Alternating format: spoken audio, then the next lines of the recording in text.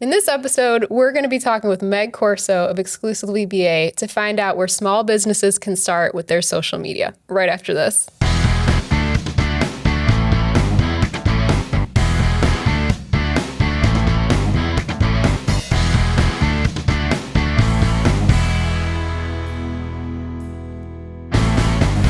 So Meg, welcome to the show. Thank you for coming on. Glad to have you on and learn more about you and your business. Thanks. How you got started. So can you tell us a little bit about you, your background, Exclusively BA, like what brought you on this journey to where you are today? I'm Meg Corso. I'm the owner of Exclusively BA. We really try to focus on helping badass individuals in their marketing and their business growth and just really all over life, honestly, because it's hard enough. What do you qualify as badass? Okay, that's so funny. Because sometimes it's real generational. There's a generational difference, like 50, 60, 70, they're like, badass. Like, they think I'm going to come in with like a leather jacket on and like tattoos all over. Yes. And I just kind of step back and just let them know, like, that's kind of my pump me up in the morning, like when I'm up and it's hard as an entrepreneur and the bills are, a lot and staff is hard and clients just want to kick their ass. But it just helps me focus on being a badass and being in my space as a badass as being honest, working with integrity, being a faithful woman, doing good in the community and that kind of stuff. So I try to work with people that are in the same space and, we're branding specialists, so that's really important. And it just kind of all works together in that. I like that. It's a very badass in like an empowering sense. Yeah, absolutely. Positive, empowering sense. Absolutely. Mm-hmm. And with branding and in our industry, one of the biggest things is to be different, is to, be in that authentic lane. And it just helps me not try to be molded into what everyone wants. And I just kind of, do my own thing. And it's worked good. Yeah, I mean, like the authenticity is so important when it comes to what we're going to talk about today, which is a lot of social media. I think that, people are kind of on edge about something being too salesy or promotional. Now more than ever, they just see right through that. So, oh my gosh, for sure. So that's a really important point. So what kind of got you interested in wanting to, I guess, pursue this? Like, was there a point where like you were doing something that you were like, this is what I want to do?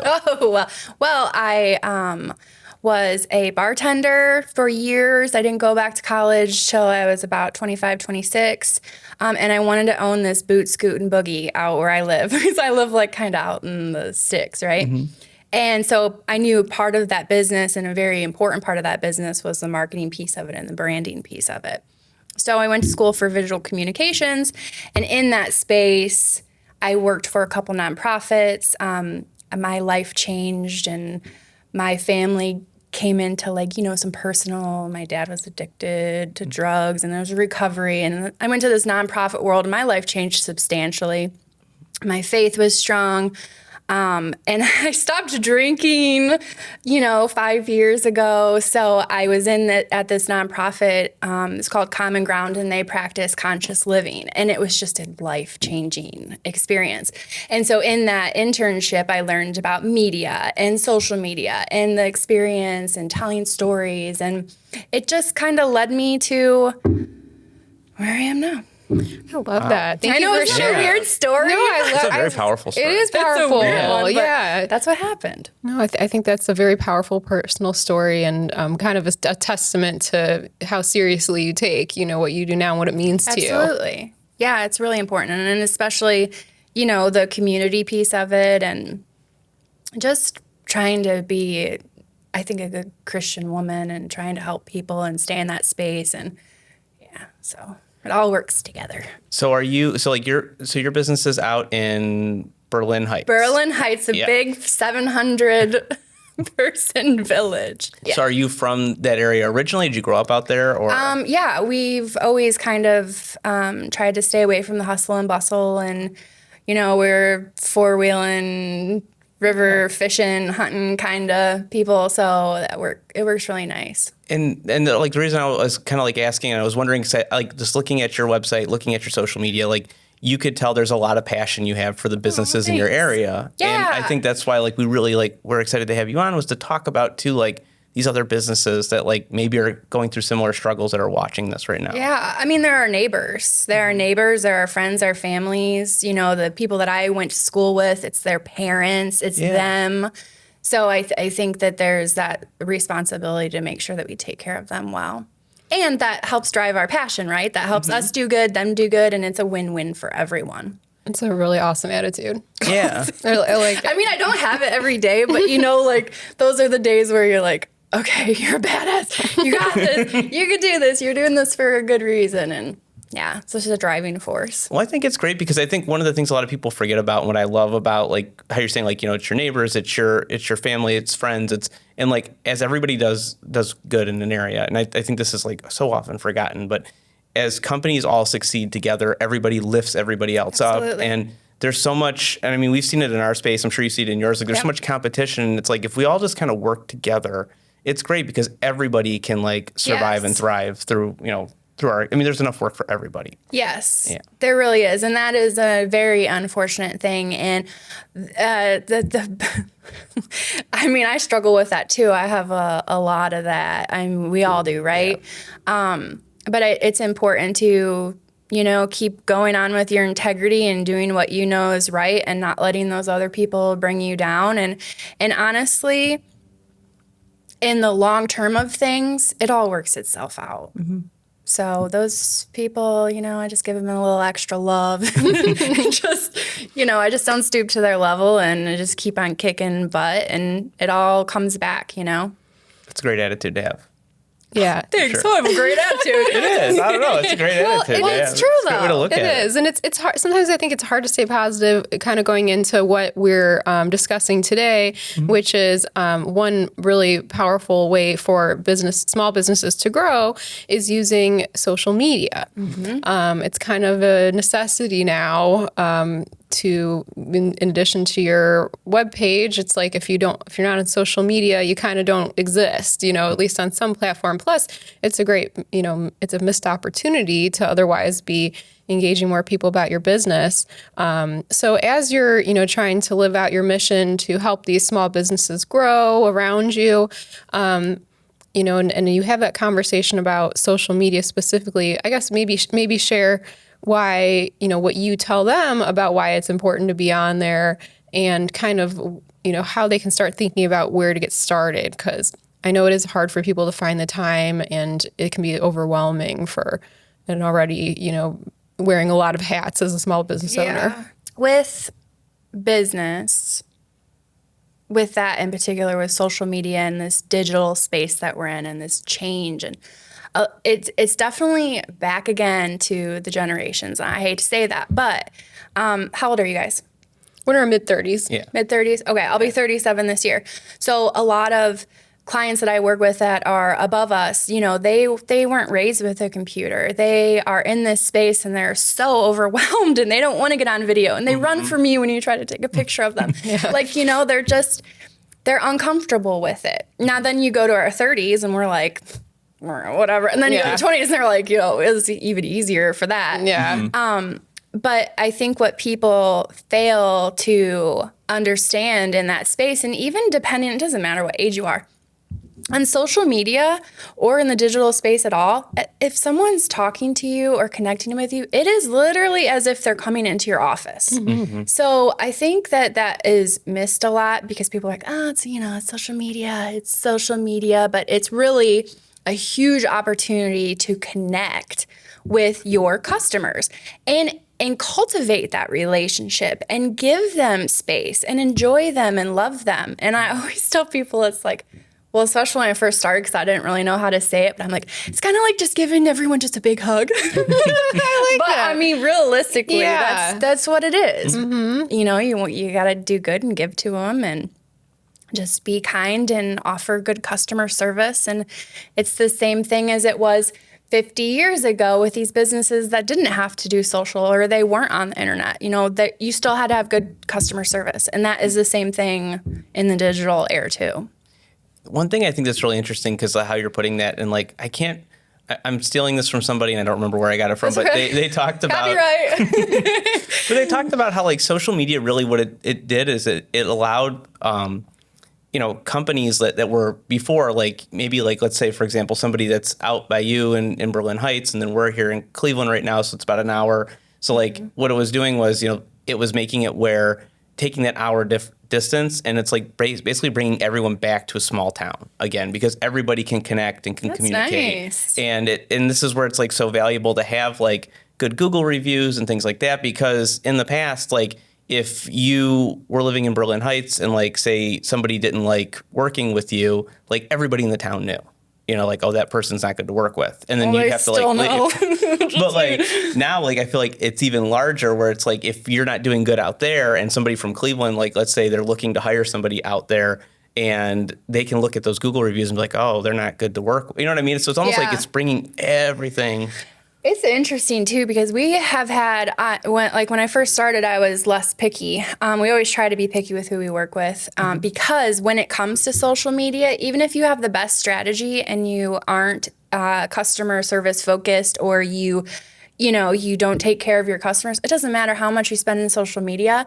People can smell that unauthentic smell from miles away. And even we worked with this one company. He was in business for a long time, old school, had a lot of money. That was horrible. We had no engagement on his social. We spent a bunch of time, bunch of money, and it just didn't matter, because people, especially now, they want to do business with people that they like, people that they connect with, and social media offers a huge opportunity to do that. I mean, all the digital does, really, if you can still tell the story. Yeah, exactly. Storytelling is a huge part. That's what we talk about all the time. Yep. So I think that's great, to kind of explain to companies the why of social media, and really understanding that even though it can feel like a cold digital front, it's really all about humanity and customer service, just like anything else. Yeah. So then, once they maybe understand that concept and they're like, okay, I need to be on social media. Where do I get started? Like, how many platforms should I be on? And, where should I even begin? How do you kind of help them guide them in making that decision?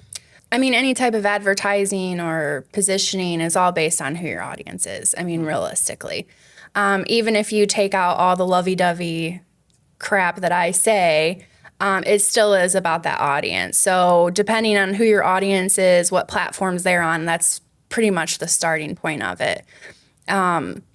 Facebook is always great for social media. I'm a huge fan of Instagram. I think TikTok is the death of the world. YouTube is great. So there's definitely a lot of opportunity there, but it's very dependent on what that person's doing, what their objectives are, what their message is, what their branding is, so. Yeah, I know,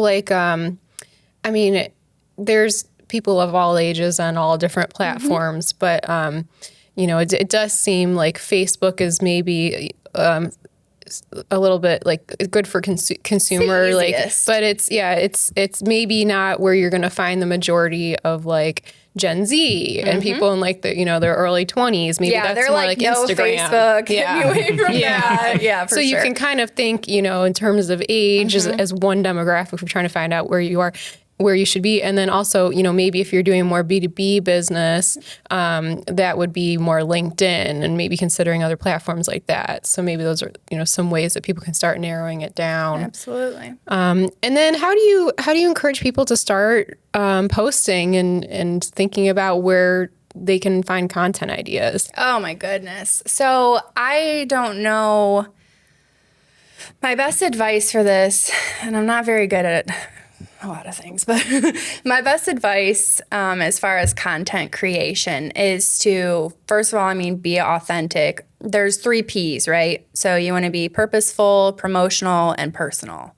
You want to follow those 3 things no matter what you're doing.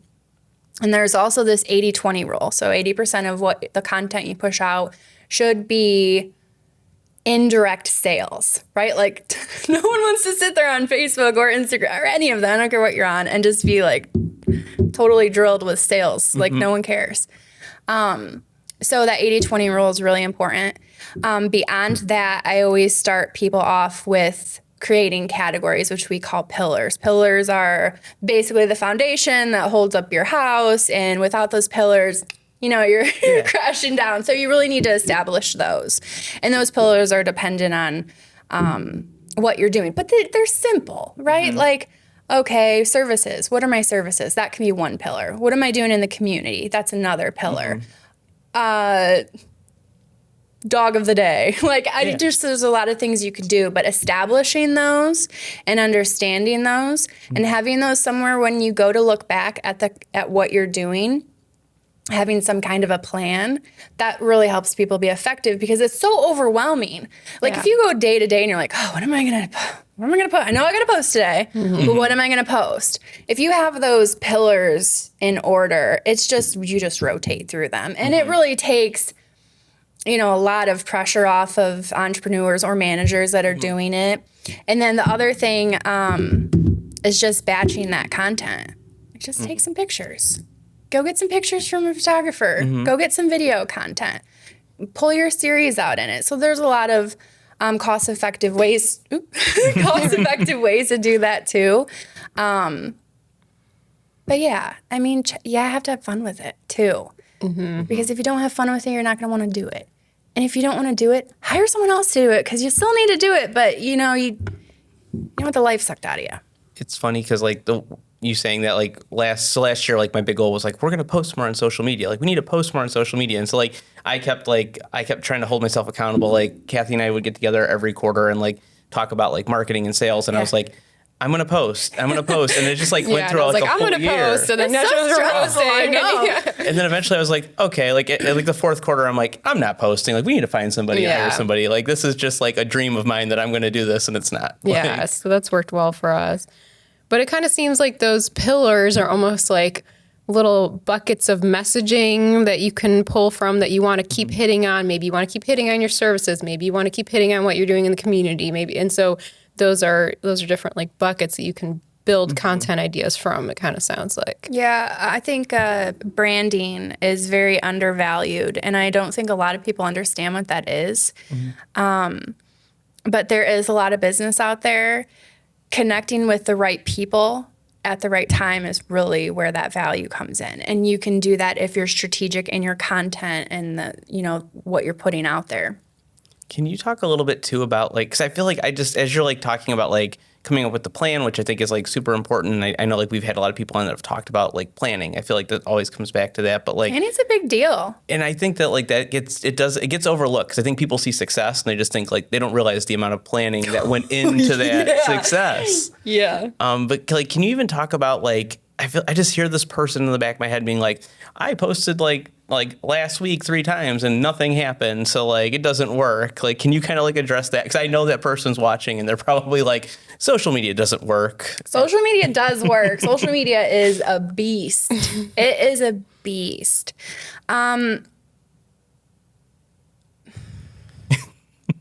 Okay, if you're posting and you're not getting engagement, okay, so engagement's what you want, right? Like you can post the prettiest picture, but if no one likes it or no one cares about it, then you're really posting content. Like I have this little thing on my desk and I mean, we have 25 monthly accounts. And so like, I live in social media and I hate social media. I really do, which is horrible of me to say, but. What do you hate about it?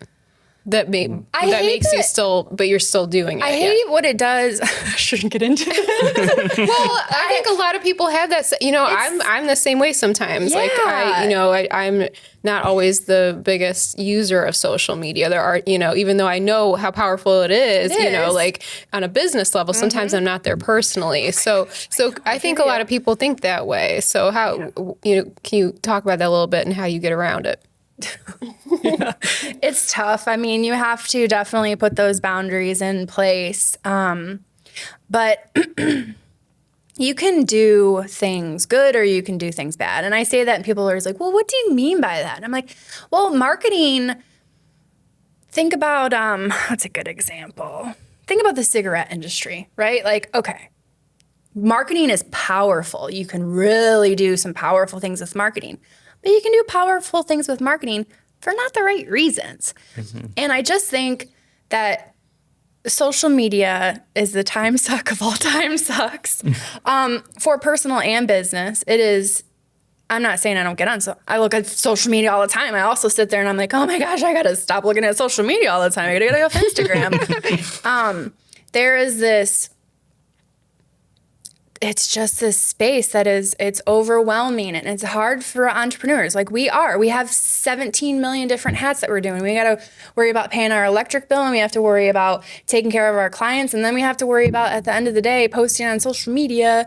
And it's not as easy as it used to be, I think, to spend the money and be in the advertising space. But with digital, it's so saturated that you really have to figure out a way to stand out with that. And you have to do it in a very authentic way. So one of the things that I love to do is, one of my pillars is community. Like, what are nonprofits doing? What can we do within the community? And what that does for me is it allows me to feel good about what I'm doing. A lot of people are like, I don't want to post my face. I don't want to show off. Like, it's not about that. What it can be about, if you do it right and position in a way that you feel comfortable with, is you can inspire people, you can motivate people, you can teach people. So I think it just depends on your mindset and what strategic space you're in as far as like how you've planned it out and how you want to position your brand and what message you want to give to the world, because that's really what you're doing. Oh. I don't know if that answered your question or if I just like went off on a tangent. No, I think that's like great. Like I like, because I don't know, I do feel like it's tough. Like, I'm sure, like, I think that's why, like, you get a lot of, like, I think that's where the generational thing you're talking about comes from. Because I feel like if you have a lot of, like, older business owners, they're, like, thinking of, like, missing the day of when they could just run their business and not have to, like, do all these things just to, like, because that's the thing that I think is so hard about social media is, like, if you're not posting, then you have people that are like, because I've heard this where they're like, people thought they went out of business. Like, I thought you went out of business because you're not posting. And it's like, maybe you're just busy, so. No. Or if you haven't updated the information on your social media pages, and your hours are wrong and links don't work, like that could hurt you too. Yeah. So it sounds, it sounds like consistency is really important. Consistency is very important. And video the whole thing, SEO, digital presence, advertising, customer service, the whole idea of business growth is based on consistency. Whether you post one piece a month on whatever platform, as long as you do it once a month, you're still in better shape than not doing it at all or doing it more often. Yeah. And the question that you asked about people that do post stuff and they don't get engagement, if you're putting out the right content, it won't matter. I share stuff, like we had a nonprofit thing and there were these little girls, and they were so cute. It's for St. Patty's Day and they were out there dancing on the floor. And I posted it, and my stuff, when it comes to that, doesn't get as much. It doesn't get as much engagement, doesn't get as much likes and shares, but I don't care because I still want to put that out there. Yeah. So you just have to kind of be true to who you are. And in the long run, I think that, it pays off. Yeah, we also had talked about on a previous podcast this concept called dark social, where sometimes it sounds like a crazy concept, but it has always existed once you like think about it. But it's like even if you're not getting the obvious engagement, like the likes and the comments and stuff, people are still seeing that, and they're still like they're putting that piece in this knowledge base of what else they know about the company. And you may not see the impression that it's made within their own mind, specifically in the analytics, but it still makes an impression and adds to the overall branding. I think that's where maybe something like the photo you shared becomes important, because it's adding to like, oh, okay, like I see a different side of her personality. I see like what she cares about. And that makes me, feel closer to you as, in your brand on a personal level.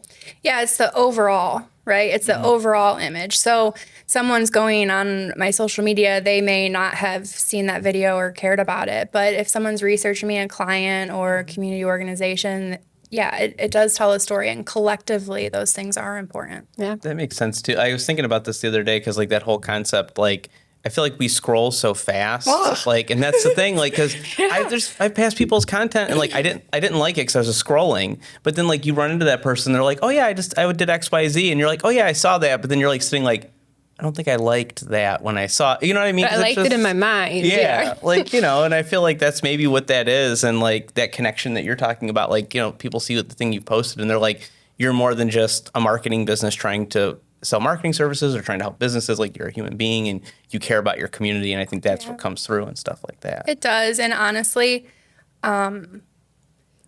I try not to be hard on people in this space because I know also, like, I like to think I'm an expert. I mean, I did go to college. I have been doing this for a long time. If you don't have engagement on your posts, and I'm sorry, everyone, I would go back and look at the structure of your business, because the reason that people like my stuff, and I don't get a lot of likes, like, I'm not famous or anything. I think we have like it's not a lot. And I wouldn't care. Plus the algorithms, I feel like, have kind of made it that you're not going to get the likes and results. Are harsh. Yeah. They are harsh without that engagement. And so that content is important. Mm-hmm. But I have a lady that we work with, and she is just the kindest woman. She's been in business for a long time. We took over her social media, and it's insane the amount of engagement she has. But the reason that she has that engagement is because she's always taken care of her customers. She's always been a good woman. She's always done, she has a quality product, good service. Mm-hmm. So, that's in your engagement too. I mean, you'll see it if you're not connecting with people. And that could be a strategic positioning or, beyond social media, but it is a red flag. Yeah, I think that's an important point. It's kind of crazy, actually. And honestly, like, part of my job every day is to get on social media and like my people's stuff. I do. I try to spend time, and I know that it's important. I try to give reviews, and I try to like their content, and I'll go to, like, the SBDCs, and they'll be like, oh my gosh, thank you for liking our stuff, because it's such like a bummer when you go and spend so much time and put this content and it's like crickets. It's not just, it's not the content or you, it could be the algorithms, it could be the industry, it could be all of it. So, don't be too hard on yourself about freaking social media. Yeah. Right? Like, that's the other thing. It's like, right. I think keeping trying to have fun with it and not get carried away and put all this pressure on yourself is important. And less is more. Quality over quantity. Like, you could post every single day, and some places are like, oh my gosh, you need to post 3 times a day. You need to do this. And I'm like, oh my gosh, could you imagine? Like, no one wants to see that much stuff. No one cares. So quality over quantity all day long, even if it's just 1 post a week, just to stay relevant and connecting with your customers. Well, I have to give you a shout out too, because like when you mentioned that, I did know, like, I've noticed like the last few months, like you've liked a lot of our stuff and commented on it. So I appreciate that. Yeah, no, I tried, and it's important. So those algorithms work together too, right? Mm-hmm. Like, you can see when you're on Instagram, you can see who you're liking and who you don't. It's like, and you can see when that engagement drops, and that tells you what kind of content you have. If people want to see the content that you're having, if that drops or not, or if you're not connecting with the right people. Yeah, I think there's no shame in asking people, like other, people in your community, in your chamber group, in, whatever, to like and share things. Like, we are, part of the Cleveland Chamber, and they have like a coffee event for a small group of us every month. And we were like, we need, like, we put a list together of everybody's names and accounts and things. And so we've just made an initiative within our group that we're all going to try to like and share each other's posts. And then everybody's benefiting. And we're learning more about all of the other people in the group along the way. So I don't think there's any shame in just outright asking for that. No, that's a simple place to start, because in business, really in business and in life, we're creating relationships. And that's all it is. And if we're taking care of each other, like, it shouldn't be that hard, right? Yeah. I don't know. You guys don't have to ask me to like your stuff. I do it because I like you and I want to support you and I want you to do good, and, vice versa. Yeah. It's a simple way to help out a fellow business, Yes, for sure. So what else do we want to learn from Meg? Well, I think you've already given us a lot of stuff too that I think is great, because I feel like this is like, I don't know. We see it with clients. I know I'm sure you definitely see it with clients because you're working with them directly on this stuff. But we just see it in the video side. Like they're just like, social media doesn't work, or they're like they're trying so many things, or they'll like post to Facebook this week and they'll post to Instagram next week, and like they're just trying to see and they're trying to be on every platform. But I guess like what would you say to like somebody that's maybe watching or listening, like if they had to pick one or two, like and I know it's kind of specific on the business, but like where should they start? I wholeheartedly start with Facebook. Facebook's the easiest. Another thing with now, unless we're talking about like silly string for Johnny that's 16. Yeah, I'm not going to go on Facebook for that. But for most of our established business owners that we want to work with, Facebook is it's great. Our friends and family are on there. It's already positioned as that connecting point, to see your aunts and your uncles. And it's an easy space to tag other places, cross-promote, video. I mean, you can do everything on it. Like, it's easy as pie. You can advertise on it. You can do live videos on it. It's easy, and it's attainable for entrepreneurs to access. I mean, it's right on your phone. Yeah. Is the learning curve, like, would you say the learning curve is easier for maybe someone that's maybe a little older in business and that maybe they're just kind of breaking into it? Or is it maybe, because I don't know, I feel like, and I'm just going off of things that I've heard or like talked to people. Sometimes I feel like people get a little confused with like Instagram, but maybe Facebook's a little more is there any user friendliness to that, or? Yes. Yeah, okay. Facebook is super easy to use. It is easy to use. And just like everything, you get on something, you're like, oh my gosh, what the heck is going on here? It takes some time to get used to, but that's normal. That's just life. And Instagram and Facebook, they work well with each other. We use those strategically in place with each other to complement each other. Some content goes on here and some content goes on here. We don't push the same content to both. So it's together. Those are my two favorite platforms. I should put LinkedIn in there, although I don't really like LinkedIn. But LinkedIn is strong with SEO, with search engine optimization. So that would be the third one I would throw in there. That's good advice. I'm glad like you kind of expanded on.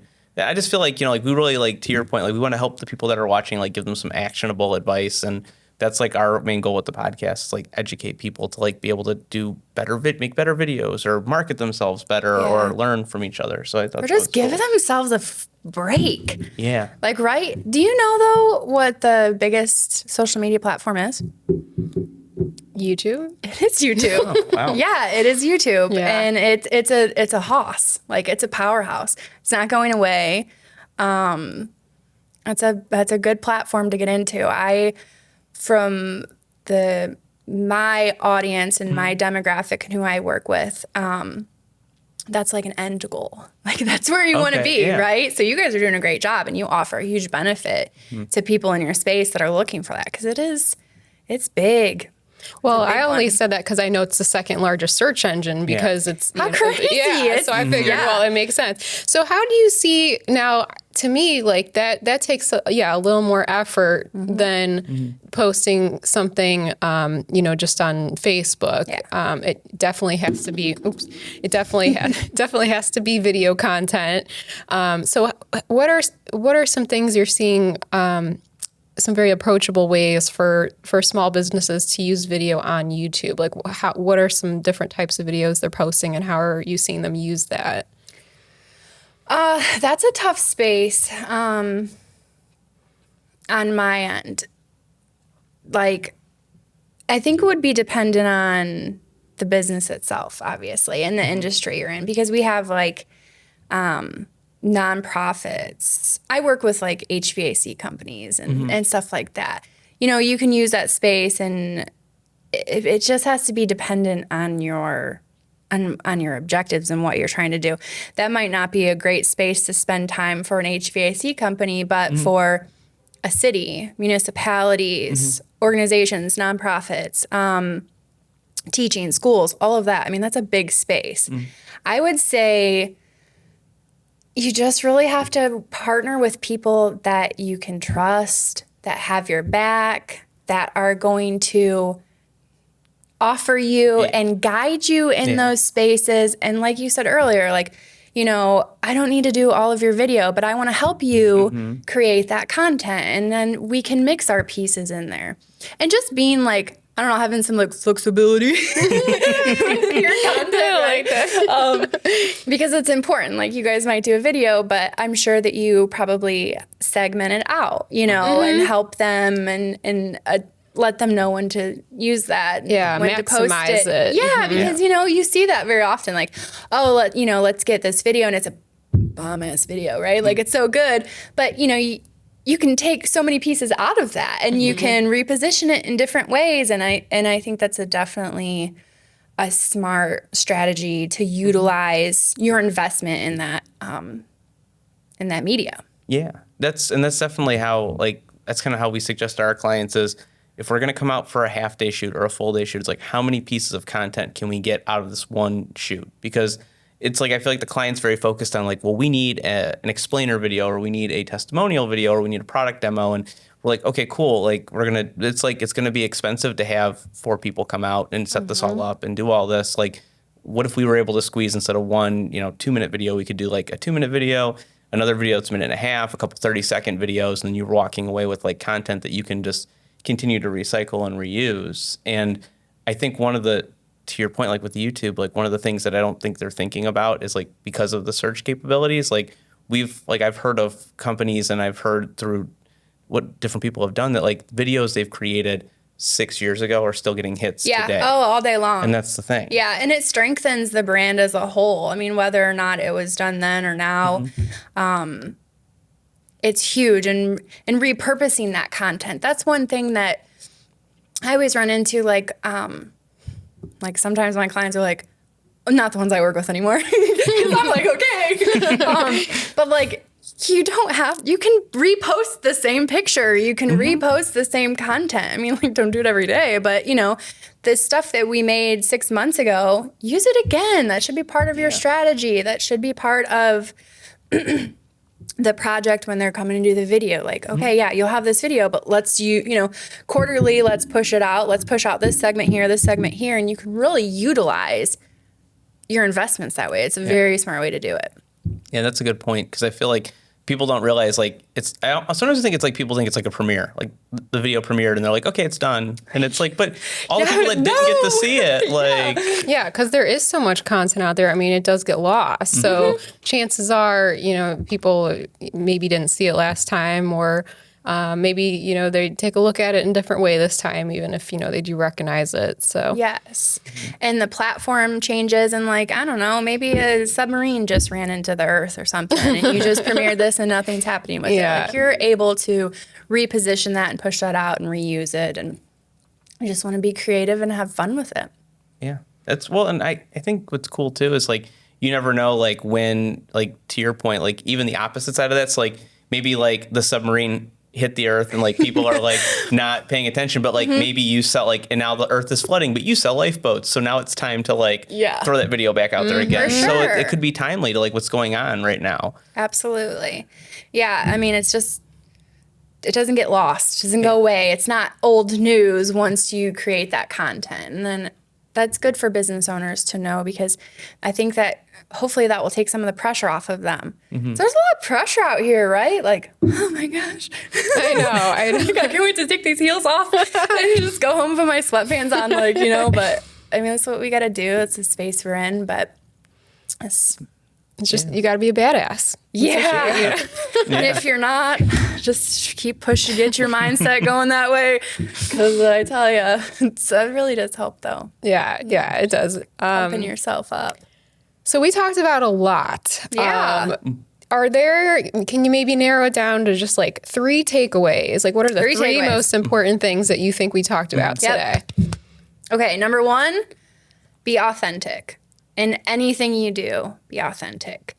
Number 2, quit trying to sell to people all the time. No one cares. No one wants to be sold to on social media. Like, people are on social media because they want to connect with people. That's what we're on earth for, like, is to connect people and feel that love. So maybe take more of a helpful approach with how your product or service can like help. Because I think people get like a little lost. Like, well, if I'm not selling, like, what am I doing? When we first started, because I started this I started doing this 7-8 years ago.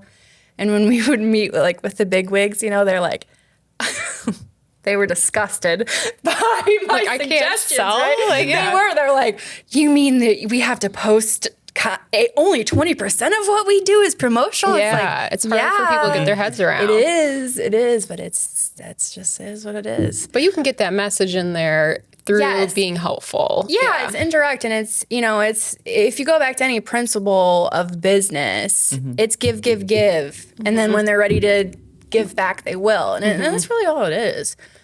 Okay. Yeah. And the third thing, people buy and do business with people they like. So if for some reason, like me, okay, not everyone likes me, that's fine. It is what it is. But people that do like me love me. And you want to enjoy your life and surround yourself with people that you love. And that is in business too. Like, you just do business with people that you like. And that's okay. There's nothing wrong with that. Not everyone's going to like you all the time, right?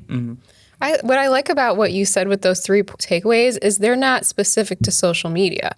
They're just specific to anything you do in business. Very true. Yeah.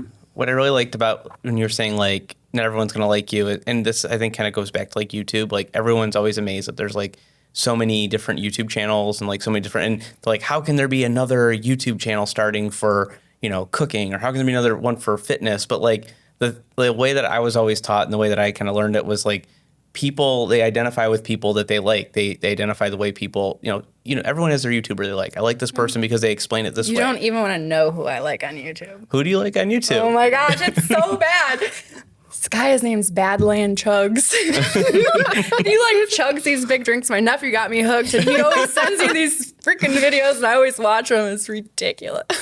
Well, you could tell, my husband's YouTube account is hooked up to the TV, and he always gets mad when I'm, putting something on there, like a workout video or something. But that just goes to show you, like, how I'm watching content that's completely different from him. And, there are people that I am more receptive to than people that he's watching. So there's a lot of niche out there. And a lot of possibility with that. Yeah. It's a huge blessing. Yeah. It is. And I just think it's great how you, I don't know, so like when you said that, I was just like, man, I was like, it's just like, that's how it is on YouTube. That's how it is in life. So, yeah. We have learned so much from you, Meg. Thank you so much. It's been really fun talking to you. Where can people find out more about Exclusively VA? Well, you can find us on Instagram. Okay. And on our website and everywhere else. Yeah. We're weird. We're just out in the community is really where we're at. So I haven't ventured over to Cuyahoga County, nor do I plan on it. So I'm excited to talk to you guys about a video partnership because I don't have a video team. But we're in Lorain, Huron, and Erie County mostly because that's pretty close to driving distance. And we try to be, we're an integral part. We're part of people's teams. We're most of the time clients' first employees in a sense, realistically, because we're doing a lot of their sales. Yeah, so it's good. Yeah, well, those are smart decisions, and we appreciate everything that you have shared with us today, and we hope that you have learned a lot along the way, too. Yeah. Thank you for coming out and talking with us. Absolutely. Thanks for listening to Watch Time. We hope you guys enjoyed today's episode. And remember to like and subscribe so you don't miss future episodes. And if you want your question answered on our podcast, go to flexmediacle.com/watchtime.